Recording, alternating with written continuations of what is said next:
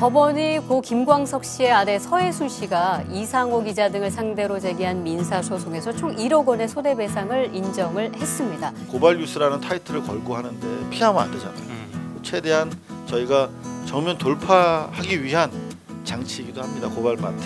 함께 해주시면 정말 감사하겠습니다.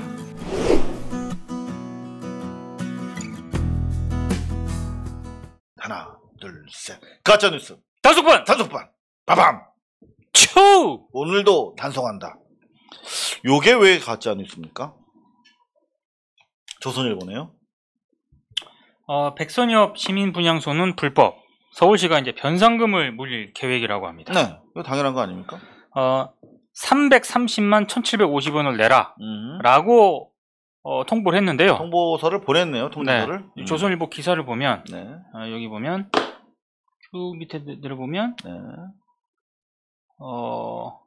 지나치게 높다는 지적이 나온다 라고 하면서 마치 뭔가 서울시가 과도한 조처를 취한 것인 것처럼 기사를 썼습니다. 네. 네. 근데 이게 지나치게 높은 변상금이 아닌가요? 아니, 그러니까 이게 절차에 따라서 저는 이거 변상금을 부과했다라고 생각을 하는데 우리 공화당 천막에 389만 원. 아, 지난번 광화문 불법 점거해왔던 이런 거고요. 그리고 뭐 광화문 광장에서 여러 연결식도 있었고 천막도 있었고 이러지 않았습니까? 네, 민노총 분향소도 있었고. 네네. 다 부과했네요. 다 부과했습니다. 네. 그리고 그때 조선일보가 어떤 기사를 썼었는가 가져와 봤습니다. 네.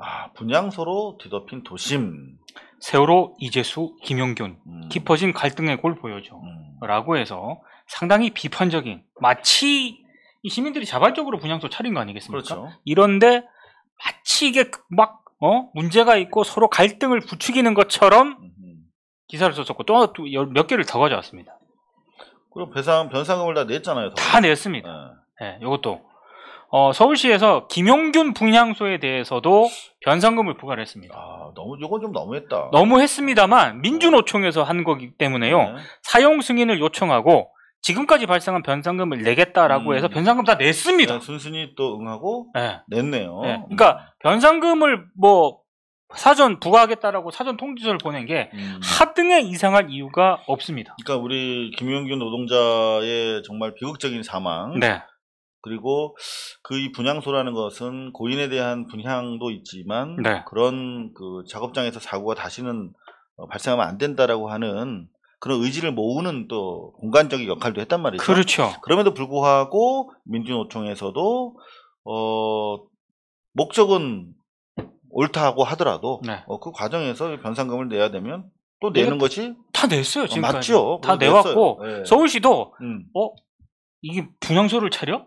이게 아니고요. 절차에 규정이 이렇게 돼 있기 때문에 이런 거니까 좀 이해 바란다라고 양해를 구했고 민주노총에서도 오케이 해서 다 낸 겁니다. 근데 조선일보는 심지어 세월호 참막할 때 정리할 때 됐다 이러면서 굉장히 법 운운하면서 굉장히 비판적인 기사를 썼거든요. 그러니까 자기들 마음에 안 드는 천막이 들어서면은 법을 운운하면서 막 정리해야 된다 그러고 하고 자기네 입맛에 맞는 천막이 딱 들어서면 그거 배상금 물리는 서울시를 또 조지고 이걸 너무하는 거 아니야? 이런 식으로 나오는 이중잣대. 진짜 정말 조선일보 하면 저는 그게 생각나요. 이중잣대. 또 하나는 어처구니 없는 아마 많은 분들이 이 기사를 보셨을 겁니다. 무슨 기사만? 이게 기사예요? IM 피터. 지금 제주도에 있는 우리 IM 피터 보시면은 정치 전문 저널리스트. 어제 포털에서 검색어 1위로 사흘이라는 키워드가 급상승. 뉴스 부문 검색어 1위였네요. 네, 그렇습니다. 왜 그렇느냐? 왜? 8월 15일 광복절이 토요일이라 관공서의 임시 공휴일 지정안에 따라서 17일까지 3일 동안 휴일이 결정되지 않았습니까? 그래서 언론사들이 사흘 연휴라고 보도를 했습니다. 그러면 15, 16, 17까지 완전 연휴가 되는 거군요. 그렇습니다. 근데 이 사흘이 3일이라는 순 우리말인지 잘 모르거나 한자어로 사를 뜻하는 사 이걸로 오해를 한 그래서 굉장히 웃긴 제가 밑에 보세요. 아니 이미 말고 제가 하나 더 가져왔습니다. 네, 이건 제가 기사로 사흘 만에라고 당당하게 쓰는 기자들 요런 기사가 있었어요 진짜? 엄청 많습니다. 오마이갓. 이게 MBN이네. 다 떴습니다. 과거에 사흘을 넉사자로 숫자로 사흘. 오마이갓. 제가 지금 검색해보니까 진짜 많이 나옵니다. 야, 진짜 기자들이 이렇게 무식하나? 한국말도 모르고. 야, 진짜 심각하네요. 아니 하루, 이틀, 사흘, 나흘 이걸 모릅니까? 그럼 사나흘이란 말도 그러면 3, 4일이라는 뜻인지 모르겠어요. 모르고 썼다는 거잖아요. 이거 아까 그 검색한 거 보면은요. 네. 아니 제가 그 검색 키워드 가져온 거 있잖아요. 네. 여기 여기 네. 사흘로 다음 검색 해봤거든요. 뒤에 보시면은 네. 어머 보이세요? 요런 기사가 지금 이미 지난 기사들인데 사흘 성추행 자백을 하기 사흘 진짜 많아요. 최근 사흘 지고 이게 세계일보에 계속 이렇게 떡하니 떠 있어요. 사막 여기 뉴스 더보기 하면 더 나옵니다. 진짜 많네. 야 진짜 신기하다. 사흘 동안 야 이거는 진짜 웃을 일이 아니네요. 이거는 정말 창피하고 부끄러워해야 하는 일이고요. 솔직히 말씀드리면 저도 사흘, 나흘 헷갈릴 때가 있어요. 네. 네? 아니 근데 헷갈려도 그게 3일이냐 4일이냐 가끔 헷갈릴 때 있지. 네. 이거를 숫자 4를 써서 사흘이라고 하지는 않습니다. 야, 그냥 웃어 넘기기에는 정말 다른 직군도 아니고 기자 직군에서 저런 엉터리 한국어 실력 가지고 중요한 건 실시간 급상승으로 기자들 말고 일반 우리 시민들도 헷갈리는 경우가 많으신가 봐요. 우리는 정말 모범적으로 한국말을 구사하는 언론이 되었으면 합니다. 네. 어떻게 생각하십니까? 기자를 제가 대표하지는 않습니다. 네. 사과드립니다. 네. 사과가 또 설마 사과를 사과로 쓰진 않겠죠. 정말. 삼과 조일이 편도 3이야? 진짜 이건 좀 부끄럽네요. 이게 이제 조국 장관이 허위 과장 축축 보도에 대해서 정정 및 손해배상을 청구하겠다. 네. 치고 나왔어요. 근데 그렇습니다. 그동안은 정신도 없고 네. 소송하고 뭐 또 장관 업무를 그때 되게 치열하게 봤잖아요. 네. 그러느라고 이제 못했는데 빠짐없이 다 하겠다는 거예요. 언론사 대상으로는 반론 및 정정보도 청구, 기자 개인에게는 손해배상. 야, 진짜 작심을 한 거예요. 그렇죠. 그리고 개인 유튜버에게는 민법상 손해배상, 불법성이 심각한 경우에 형사 고소. 시간 걸리더라도 모두 조치하겠다. 이거 정말이지 언론 개혁을 우리는 언론 개혁을 해야 돼 라고 하는 사람들이 물론 필요합니다만 네. 물론 조국 장관도 언론 개혁에 대한 의지 때문에 하는 거겠지만 그렇죠. 요렇게 손배소, 형사고소 뭐 이런 것들 있죠. 정정보도 청구 이런 것들이 결국은 저는 언론 개혁을 이뤄내는데 큰 역할을 할 거라고 생각합니다. 그럼요. 정말 지치지 마시고 네. 힘내주시기 바라고 정말 감사하다는 말씀을 드리고 싶어요. 그런데 또 엄청나게 기레기들이 씹으면 뭐라 그러냐. 야, 너 학문적 입장과 모순되는 거 아니야? 이런 거야. 뭘 학문적 입장하고 뭐가 모순이 된다? 왜냐면 조국 장관이 과거에 이런 얘기를 했다는 거죠. 절제의 형법학이라는 책에서 네. 시민과 언론은 공적 인물에 대한 완벽한 정보를 가질 수 없으므로 공인에 대한 검증 과정에서 부분적 허위가 있음이 밝혀지더라도 법적 제재가 내려져서는 안 된다는 취지의 트위팅을 7년 전에 하셨다는 거예요. 네. 요걸 가지고 공적 인물에 대해서 부분적 허위가 있으면 밝혀지더라도 제재하면 안 된다며 이제 와서 너 왜 해? 요렇게 기레기들이 공격을 하는 거야. 그래서 명확하게 자기 입장을 밝혔어. 네. 내 책을 압축된 트위터 말고 전문을 보길 바란다. 네. 라고 하면서 그래도 또 전문을 안 볼 거 아닙니까? 그렇죠. 그러니까 이렇게 싹 5개로 정리를 해주셨어. 요게 조국 장관은 참고로 제 삼성 엑스파일 재판 당시에 대법원에서 마지막 변론 기일이 잡힌 적이 있었어요. 네. 대법원도 1, 2심처럼 사안에 따라서는 학자나 변호사들이 와서 공개 변론합니다. 네네네. 그때 변론을 해주신 형법 전문가이면서 동시에 언론 전문가입니다. 조국 장관. 지금이나 그때나 감사하다는 말씀 다시 한번 드립니다. 네.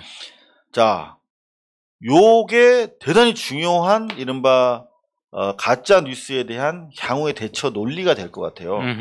이 책에서 주장한 내용인데 사실적시에 따른 명예훼손죄 폐지는 영미식의 강력한 민사 제재인 징벌적 손해배상이 도입되는 경우에만 동의한다. 무슨 말씀이냐면 사실을 적시해도 지금 명예훼손 죄가 돼요. 되죠. 이를테면 너 얼굴 커. 네. 이게 사실이잖아요. 그래도 기분 나쁘면 명예훼손 됩니다. 됩니다. 네. 근데 요거는 징벌적 손해배상이 도입되는 경우에만 동의한다. 가급적이면 공인에 대해서는 사실적시에 대한 명예훼손죄를 지지하지 않는다는 그렇죠. 얘기예요. 저도 공감합니다. 네. 맞는 말씀. 네. 그리고 사실적시 명예훼손의 경우 이제 여기 나오는데 공인이나 공적 사안에 대해서만 적용하되 비범죄화하는 쪽으로 개정해야 된다. 이건 맞는 말이에요. 네. 그런가 하면 허위 사실을 적시했을 때는 비범죄화를 주장한 적이 없어 나. 네네. 허위 사실로 인해서 명예훼손 되면 안 되지. 그럼요. 응? 근데 마치 얘네는 지금 허위 사실이라도 명예훼손 적용하면 안 돼라고 네가 옛날에 말했잖아 라는 식으로 공격을 하고 있는데 그거 아니다는 얘기예요. 네. 나머지는 전문적인 영역입니다. 통과하겠습니다. 자, 정확하게 규정을 해주셨어요. 요거 오늘의 가짜뉴스 하이라이트가 아닐까 싶은데요. 여러분들 참 오랫동안 기다리셨습니다. 요겁니다.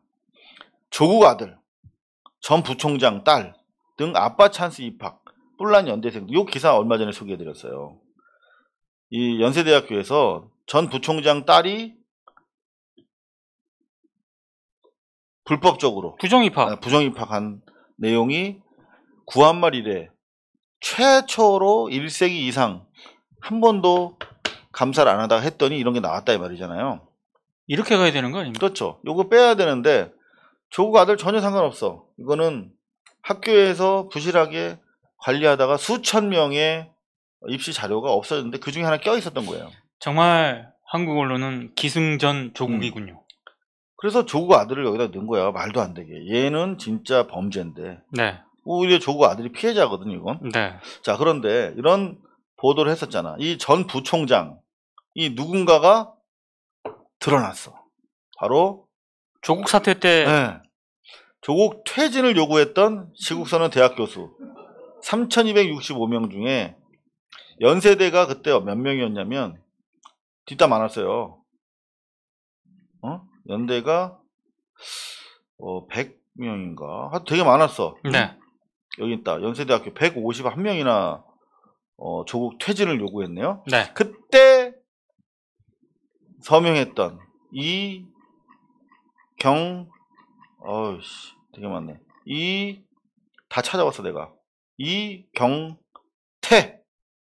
이경태 씨는 제가 찾아봤더니 흔한 이름이 아니에요. 네. 바로 이 부총장이 이경태입니다. 네.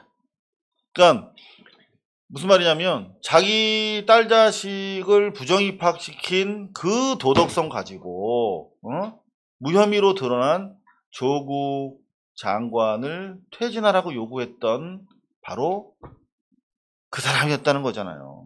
저 교수들 다 까봐야 돼, 내가 봤을 때. 아니 들고 일어나야죠 지금. 뭐라고? 퇴진하라고. 이경태 부총 당연하죠. 지낸 교수 퇴진하라고. 어떻게 이 명단에 당신이 포함될 수 있느냐? 조용합니다. 하지만 네. 자, 하나만 더 좀 보여드릴게요. 되게 재미있는 거야. 자, 요런 레이더, 요게 동시에 표적을 100개, 1000개, 1000개의 표적을 동시에 탐지하는 레이더야. 네. A사 레이더. 응? 요거를 개발했어. 아하. 근데 정부 고위급이 불참키로 했다라고 조지는 기사야. 예. 근데 이걸 제가 딱 봤더니 원래 송고된 기사에는 청와대 고위급이 불참키로 했다. 이렇게 청와대를 조지는 기사였어. 단독을 걸고. 네. 근데 나중에 기사를 제목을 바꾼 것 같아요. 청와대를 조지려다가 네.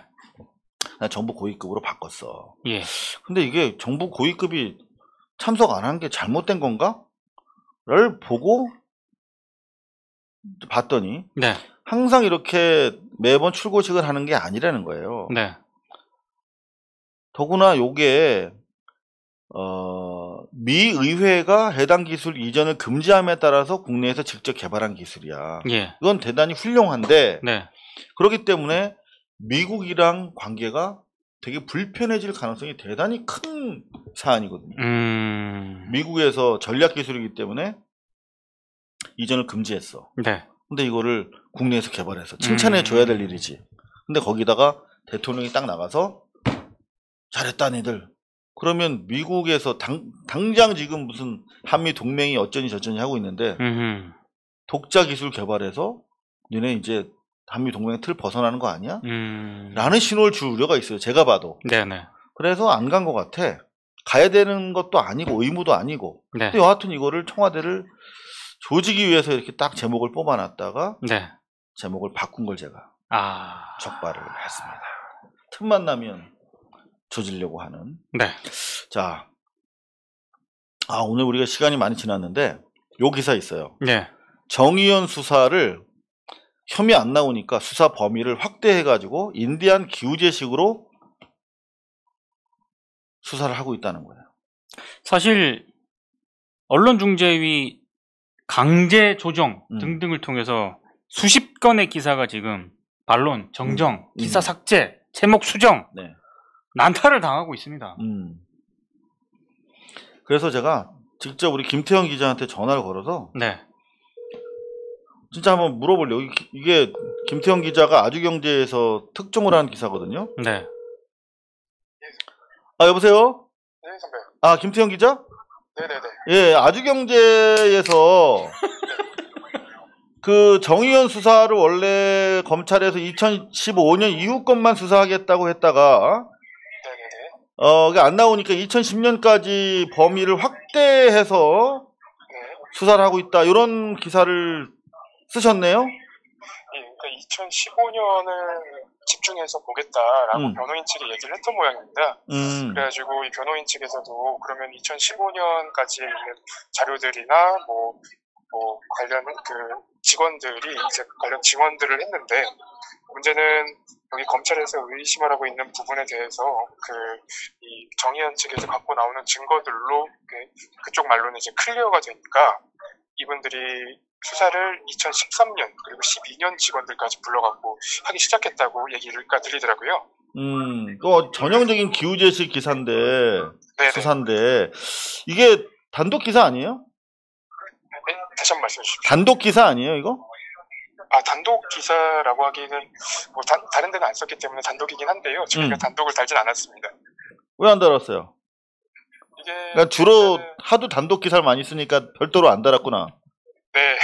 그리고 이게 일단은 공소시효가 2010년까지이긴 하기 때문에 2015 사실상 법적으로 볼 때는 2010년까지 2012년 13년 직원들을 불러서 하는 것도 큰 문제가 없긴 하거든요. 야, 근데 10년 전까지 소급을 해서 뭔가 그 상식적으로 봤을 때 5년 거 해서 안 나오니까 다시 그 위까지 올라간다 하는 것은 뭔가 그 정의연에 대해서 뭔가를 털겠다라고 하는 목적을 가지고 들어가는 듯한 그런 느낌이 강하게 드는데 그 기자들이 그런 문제의식 없이 취재를 하고 있나요, 지금?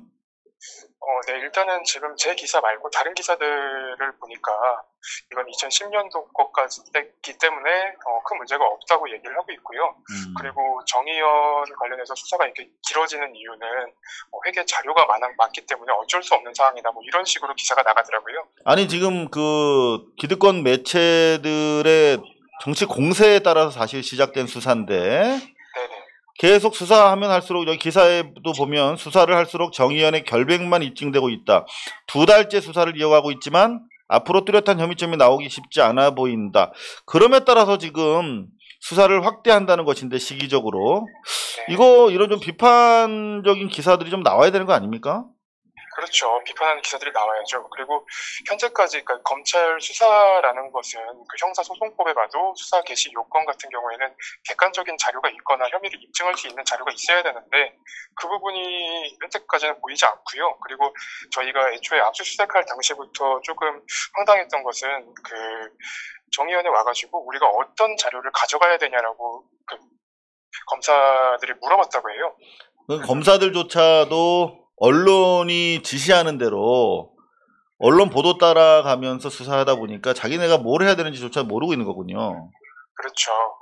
그래서 현재 이제 조사받는 직원들 중에는 참고인이었다가 뭐 피의자로 전환되고 어떤 혐의인지 그리고 무엇 때문인지 피의자 전환이 됐다고 이제 통보를 받은 적이 없어서 그것과 관련해 인권 침해가 있다고 이제 인권부에 조사를 요청한 사례도 있습니다. 지난번에 보면 저희 고발뉴스 같은 경우도 조선일보에 의해서 단지 저희는 그 1,000만 원 넘는 돈을 후원했을 뿐인데 혹시 니네 다른 용도로 해서 돈 거래한 거 아니냐, 횡령 공범 아니냐 이런 추궁을 받기도 했었거든요. 근데 지금 언론 보도에 보면은 또 다른 그 큰손 후원자 같은 경우도 검찰에 계속 불려다니면서 피해를 보고 계시다고 하는데 좀 무리한 수사에 대한 그런 비판 기사가 좀 나와야 되는 거 아닙니까? 그렇죠. 그래서 저희는 계속 취재하면서 비판 기사를 쓰고 있는데요.